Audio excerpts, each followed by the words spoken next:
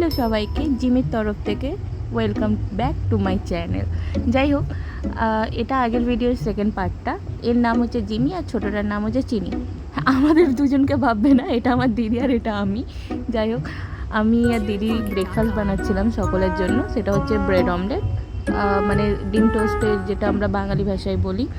তো এখানে আমি পেঁয়াজ কাটছি, লঙ্কা কাটছিলাম, আর আমার দিদি ফটাফট ব্রেড অমলেট বানাচ্ছে। আর এর পিছনে হচ্ছে আমার দিদির বান্ধবী।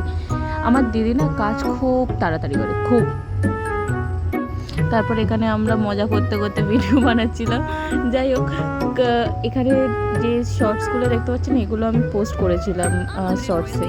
আমি ভেবেছিলাম ব্লগগুলো পোস্ট করবো না, কারণ ব্লগে ভিউজ আসে না, টু বি ভেরি অনেস্ট। কারণ দেখুন, শর্টসে যদি দেখতে পান অনেক ভিউজ আসে, ব্লগে আমার 1500-1700। জানি এটা সবে আমি স্টার্ট করেছি, তবু। তারপর এখানে আমরা তিনজনে মজা করতে করতে ব্রেড অমলেট বানাচ্ছিলাম।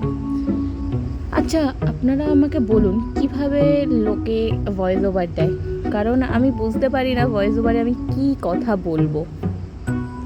কারণ বাস্তব জীবনে আমি খুব একটা ইন্ট্রোভার্ট মানুষ।